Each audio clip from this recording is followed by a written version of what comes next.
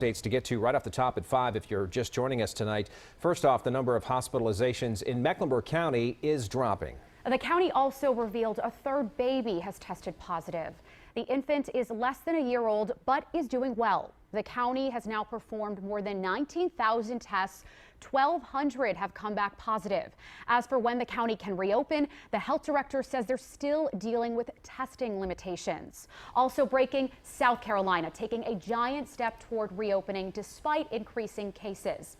South Carolina is reporting 4 new deaths and 64 new cases for a total of more than 4,400 cases. And the state expects 750 new cases per week by early May.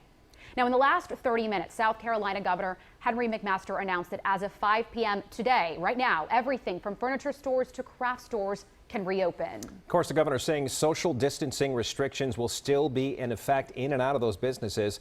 Our Greg Susskind is live now to explain more, and know you were listening along with us, Greg. And you talked with people on both sides of this one, and there are two very opposite sides, it seems. Yeah, there certainly are, but I'll tell you, during Henry McMaster's tenure as governor, he's talked about jobs more than just about anything, and economic growth. You can tell that's his hallmark. That's what he really wants to see. And he's talking about places like this here, the Rock Hill Galleria, a mall that's completely empty, like you see there behind me. He wants to get places like this reopened, but the big question is now the time to do it? Wherever you stand on the issue of reopening thousands of shuttered businesses, there's intense pressure on all state governors to open and not to. Governor Henry McMaster has decided to allow clothing, shoe, jewelry stores, and department stores to reopen. Many support the move. I have a very good friend who passed away from COVID-19 in Camden, and so I see this as very serious. York County Republican Gary Simrell says businesses know how to innovate and should have the chance to put social distancing measures in place and open. He applauds McMaster's decision. Small business is the backbone of the economy. Let's live by that and let small business do what they need to do to survive. Lancaster Democrat Mandy Powers-Norrell thinks the governor should wait at least until May. She wants to see data that backs up the rationale for reopening so many places now, and says there needs to be more testing to be certain we're not putting people in danger. We have not yet hit our peak, that we are in the peak weeks now. So I do have some concerns about it, and I'm hearing concerns from my constituents. Others we spoke to are still concerned that COVID-19 cases could rise. I just think it's a little too soon right now. What makes you say that? Well, it's just, I'm still hearing about hundreds and thousands of people dying. The stay-at-home order has not been lifted, raising still more questions. And that's a point there at the end that I wanted to make about that stay-at-home order. The governor did not release that, which means essentially he's saying they only want us to go out and do essential things, but yet they're opening non-essential businesses. So when asked about that, the governor basically said what that really means, if you can work from home, to continue to work from home. Back to you. And Greg, you talk about that mall behind you, and so it comes to question, each store has its own limit on customers, but then in a shopping mall, would they actually have to be outside limiting the number of people who walk in, or would each individual store have to do it? That seems like an area that still is going to have to be hashed out. How are they going to work that? Yeah, especially when you're talking about something like a mall, and I imagine you're probably going to see something similar to what Home Depot has done, even though that's one store. Of course, they had lines outside, sort of a crisscross back and forth with the line. They had some areas blocked and had people sort of monitoring people coming in and out. It's something they're probably going to have to try to figure out here, and obviously it's something they're going to have to do really soon now. And one other thing to think about, I'm sure you have, Greg, is the employees who hopefully at this point are starting to receive unemployment. They're getting some of that federal money as well. And so in many ways, they're able to safely stay at home now, but are being told to come back to work. And I'm going to imagine there are going to be some who are saying, I'm okay with that, and others who say, I'm absolutely not okay coming back to work. And how do they have that discussion with their employer? And could there be any retribution? That's a big concern I think Governor McMaster did discuss. Yeah, certainly a big concern. I'm sure you've also heard, too, I've had many workers from many companies who've been laid off, or people who've been forced to come to work as well, who've contacted me saying, I've been told I got to work. I don't want to work. I don't feel safe. What can I do? I've referred a lot of those people to employment attorneys who can answer questions about workers' rights. Certainly a very big issue that the state's going to face now very soon. All right, Greg Susskind live tonight, and I know tomorrow what angle you'll be looking at tomorrow, Greg, is those businesses open back up. In fact, it's 5 o'clock now, so technically they could be opening as we speak if they can move quickly. Thank you, Greg. Well, researchers at Harvard say it's too early, in their opinion, to open up the economy. They did a study and they say the amount of testing needs to go way up. Now, they are warning that to safely open up, the country would need to be able to test up to 500,000 people every day. Right now, we're testing about 150,000 a day. When you look at the individual states, the study says only Rhode Island has enough testing to reopen because of their smaller population.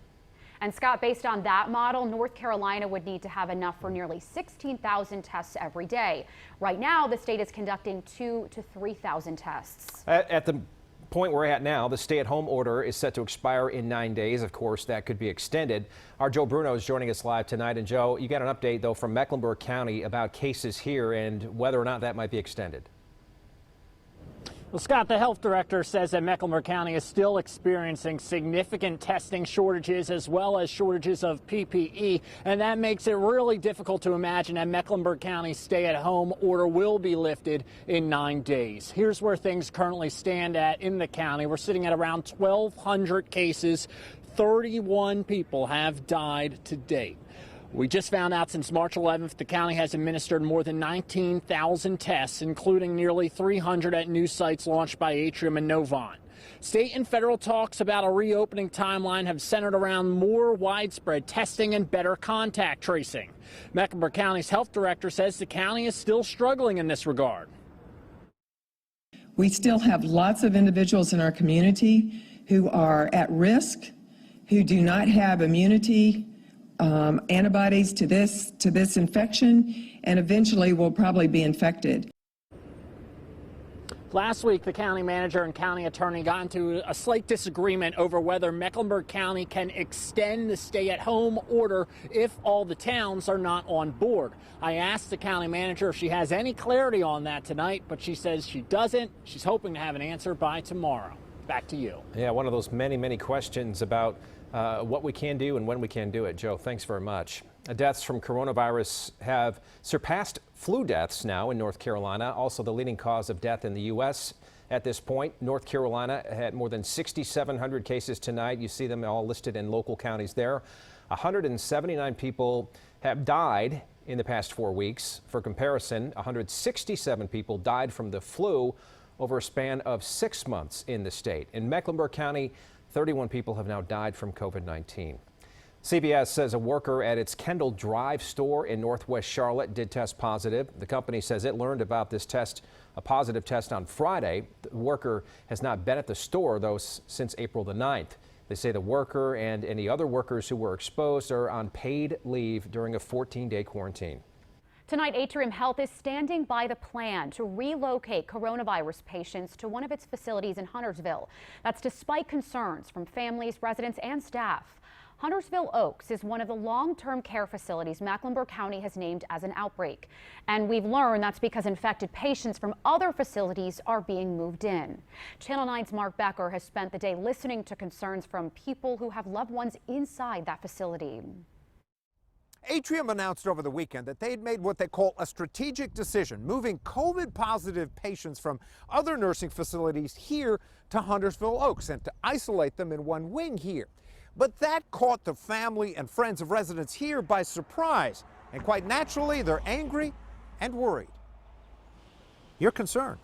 Yes, I am very concerned. Betty Caldwell is one of those family members. She's had one family member or another in Huntersville Oaks for years.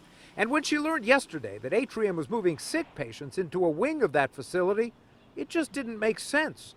And to put two sets of vulnerable people together is almost a death sentence for one. For both, really. But a spokesman for Atrium told us today that both the National Center for Assisted Living and the American Healthcare Association recommend exactly what they're doing here, grouping sick patients together apart from the rest of the facility, with safety measures that include separate entrances, health screening of all staff and residents at least once a day, and limiting staff from working in multiple areas of the building to prevent cross-contamination. But some worry that may not be enough. There's not really a hard and fast, if you will, firewall between that end of the building and the rest of the building. A woman who volunteers at the nursing home and knows it well told us it's impossible to keep the doors from one wing to another closed all the time. and to keep a virus that no one can see contained to one part of the building. This is an airborne virus. It's incredibly transmissible. We've seen the tragedies on the news every night. I just don't want this to turn into a tragedy. Atrium has offered to move residents here who are able temporarily back home and say they may be even able to help them remotely. But for many here, and probably most, that simply isn't an option. Back to you.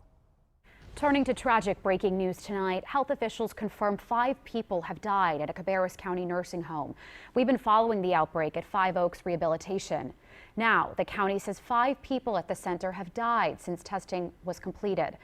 Out of more than 300 people tested, 74 people in the center tested positive, including 5 staff members. The county's Health Alliance is overseeing the safety procedures to try and stop the spread. Also, we are getting some answers on a different outbreak. This one infected at least 102 people at a nursing home in Salisbury. One resident died there and her family was not notified. I've been doing this for 32 years and I have never seen anything like this happen. Tonight at 6, how the facility's owner explains the surge in cases. Tonight, more help is on the way for North Carolina families struggling to get food on the table. The state just announced a new program to help them buy food for children impacted by school closings. It's called the P, which stands for PANDEMIC-EBT program. It will provide families with $250 per child over 2 payments. Families already getting food and nutrition services benefits will automatically get the benefit. It could be extended if schools stay closed beyond May 15th.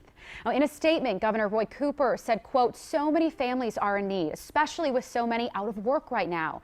This approval helps people get assistance faster to feed their families." The first payment should be coming in the weeks ahead. The benefits are federally funded. North Carolina is one of the first 4 states to receive federal approval to provide the benefits. We have seen how important getting meals has been. Last week, we showed you these long lines in Rock Hill where people were giving away 2 truckloads of food.